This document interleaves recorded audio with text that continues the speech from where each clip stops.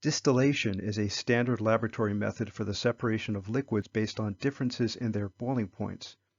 There are three common types of distillation: simple distillation, fractional distillation, and vacuum distillation. This demo video describes simple distillation and focuses on how to assemble a simple distillation apparatus, how to perform a simple distillation, and how to properly disassemble a simple distillation apparatus.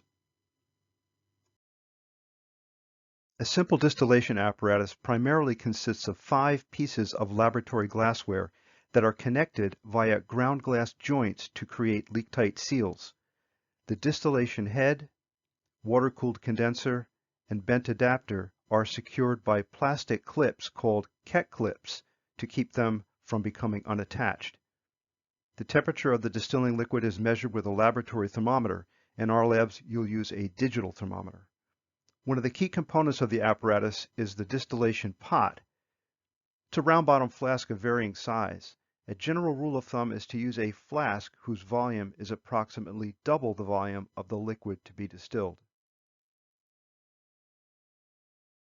The demo begins with the assembly of the apparatus, which can be broken down into 3 parts, starting with assembling the 3-piece unit of distillation head, condenser, and bent adapter and securing them with Keck clips. First, lightly grease the portions of the ground glass joints furthest away from the opening. This is done to seal the connections, to provide frictionless rotation about the joints so you can turn them freely if needed during the distillation, and to prevent the connected joints from freezing together, that is, becoming permanently attached. Apply 3 or 4 small dollops of grease at points well separated from each other near the top of the male portion of the joints that are going to be connected to other joints. Don't squeeze the tube of grease like a tube of toothpaste. Use an applicator stick to have better control of the amount being transferred to the glass. If you use too much grease, it can work its way to the inner surface of the glassware and contaminate your liquid sample. Slightly twist the connected joint to make a seal and to check that it can turn easily and smoothly without much force. If it doesn't turn easily, add more grease and repeat. Secure the connected joints using plastic Keck clips, as shown here. Now connect the other end of the condenser to the bent adapter. As before, grease the joint before making the connection.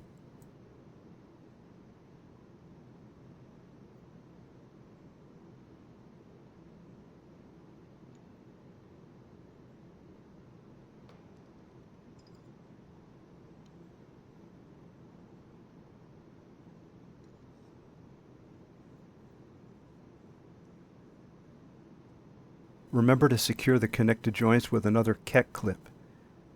These are the only 2 Keck clips you'll need for assembling the simple distillation apparatus. Set this 3-piece assembly aside in a safe place and proceed to assemble the rest of the apparatus.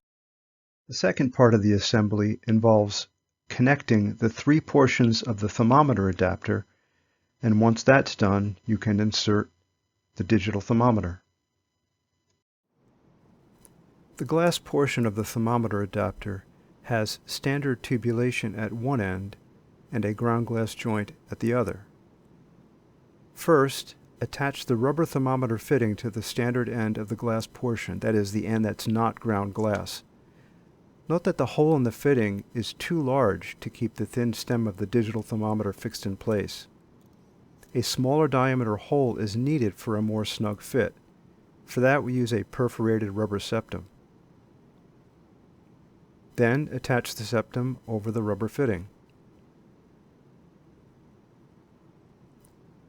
Finally, you can carefully insert the thermometer into the septum through the pre-made hole.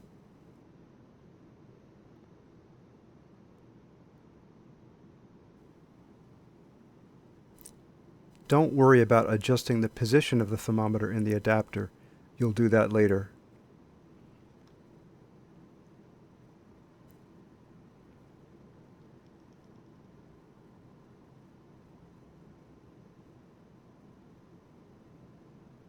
Once you've applied grease to the ground glass joint, set the thermometer adapter assembly aside and proceed with the rest of the setup.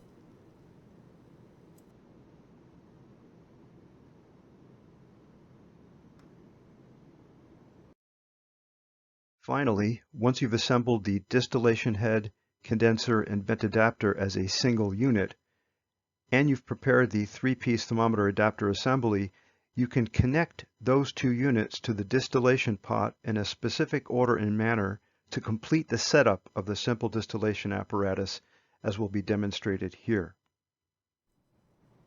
You begin by firmly securing the distillation pot to a ring stand or a metal rod in your fume hood. Use a two-pronged clamp that can firmly grasp the neck of the round-bottom flask.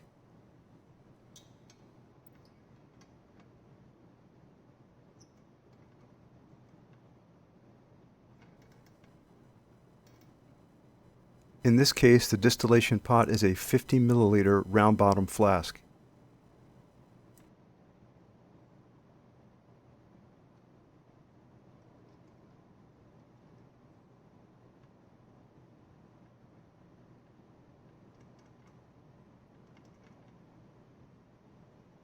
The heat source is a small-sized heating mantle which receives a regulated supply of electricity from a voltage regulator that is plugged directly into an electrical outlet.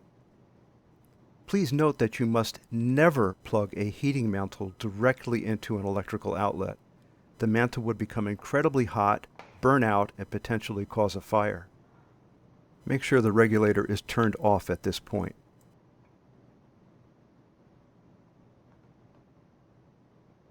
Use a small iron ring attached to the ring stand to raise the heating mantle just high enough above the bench top to allow you to move it rapidly away from the distillation pot when you need to stop the distillation immediately, such as at the end of the distillation. Take the time to make sure the distillation flask is in direct contact with the heating mantle and pushed firmly against it. Also make sure that the flask is held securely by the clamp and that the clamp is firmly attached to the ring stand. After all, you're using this assembly as the foundation upon which to build the rest of the apparatus, and you don't want the entire apparatus to fall to the bench top when you eventually lower the heating mantle.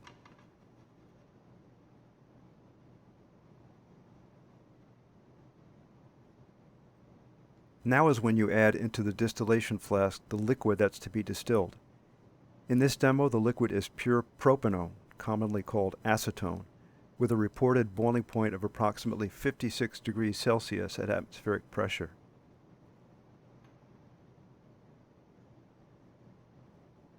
Remember to always add 1 or 2 boiling stones to any liquid that you heat. Sometimes a boiling stick is used instead of boiling stones. Instructions in the experimental procedure will indicate which to use.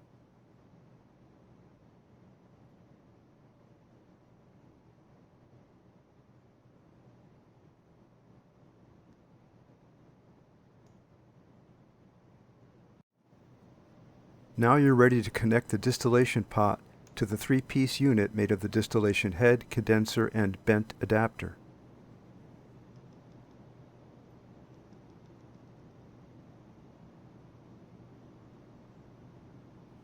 Grease the joint of the distillation head and insert it into the joint of the distillation pot. Twist it slightly to ensure that there's free, frictionless rotation about the connected joints. To prevent the condenser assembly from inadvertently twisting far away from the position you want, you need to secure it with a small 3-pronged clamp as shown here.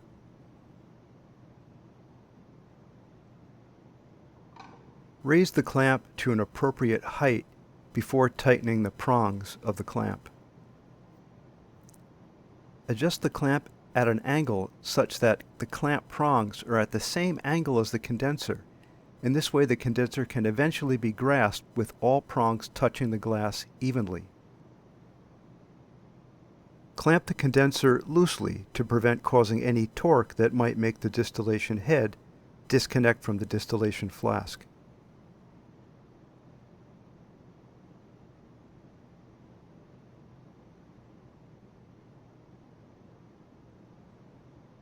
If needed, readjust the clamps to make sure the distillation apparatus is standing up straight.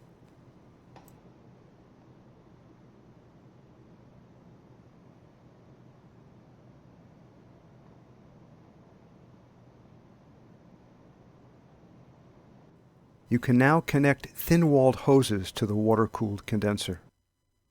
A water-cooled condenser consists of an inner glass tube completely surrounded by an outer glass jacket through which cool water is passed to permit condensation of the vapors of the distilling liquid. Only the inner tube opens to the inside of the distillation apparatus.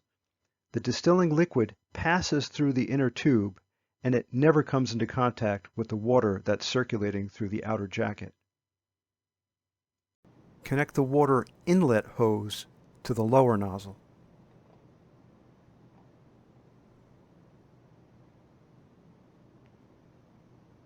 And connect the water outlet hose to the upper nozzle.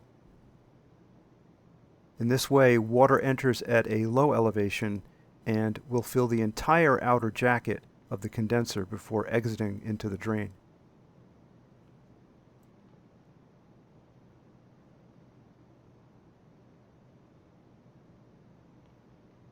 Make sure you place the exit of the water outlet hose deep into a sink. The water at the tap passes through a nozzle and exits forcefully as a strong jet of water. This is what could happen if you connect the water inlet hose to the nozzle and then turn on the water.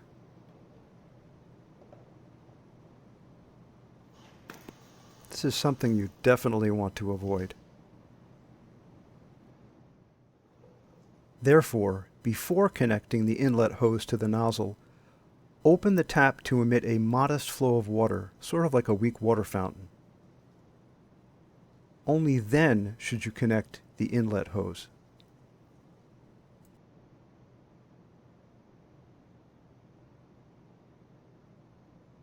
You can check the flow rate by examining the water flow from the exit hose.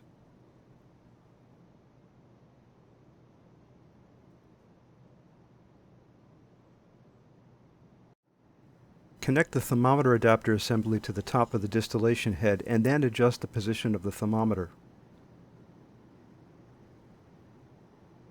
Insert the stem far enough so that its tip is extended well below the sidearm exit of the distillation head, but not into the round bottom flask. Then turn on the thermometer, which should now be recording room temperature. With the simple distillation apparatus now fully assembled, the simple distillation of acetone can now proceed. Please note the general instructions for the distillation in this demonstration, as most all are applicable to the distillation of other liquids and to other types of distillation. Always consult the instructions in your assigned experimental procedure for specific details. Now is the time to turn on the voltage regulator to supply heat to the distillation pot. You normally start at a lower setting and then increase the voltage as needed while you're distilling. When the mantle is hot enough, you'll begin to see liquid boiling in the flask, but keep in mind that if no hot vapors from the distilling liquid have yet climbed into the distillation head and condensed on the thermometer will still be at or near room temperature. Periodically increasing the regulator voltage is sometimes required to hasten the distillation. Once the distilling vapors rise to fill the distillation head and then condense on the inner glass surface and on the thermometer, you'll notice distillate collecting in the sidearm exit of the distillation head, and the thermometer will record the boiling point of the distilling liquid. The temperature will remain fairly steady until no more of that substance is left to be distilled. If heated properly, drops of distillate should emerge from the bent adapter at a rate of 1 to 2 drops per second.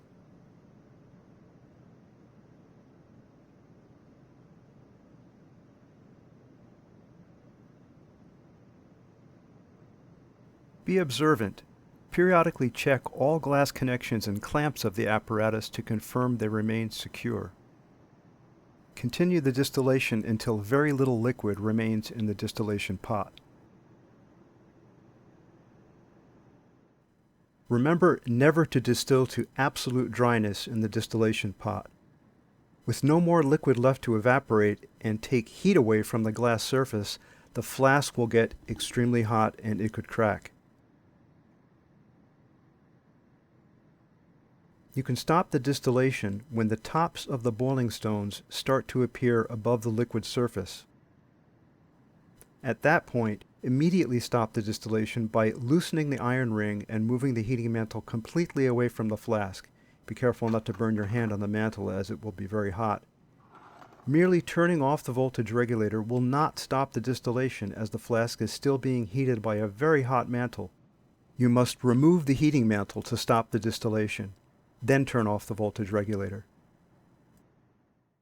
When you've completed the distillation, wait for the glassware of the apparatus to become cool to the touch, and then begin to disassemble the apparatus.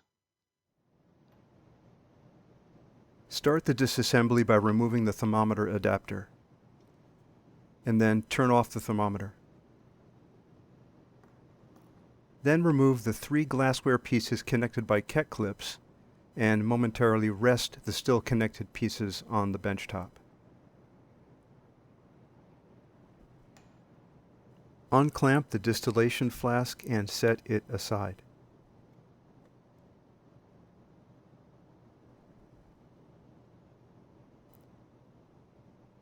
Disconnect the water inlet hose from the water nozzle before turning off the water.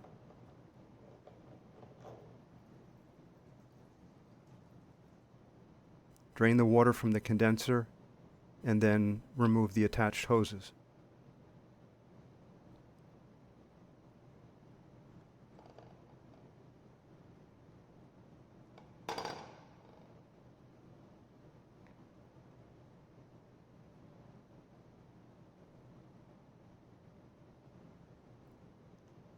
Finally, disconnect the 3 glassware pieces after removing the Keck clips, and return the Keck clips to the storage container on the lab shelf.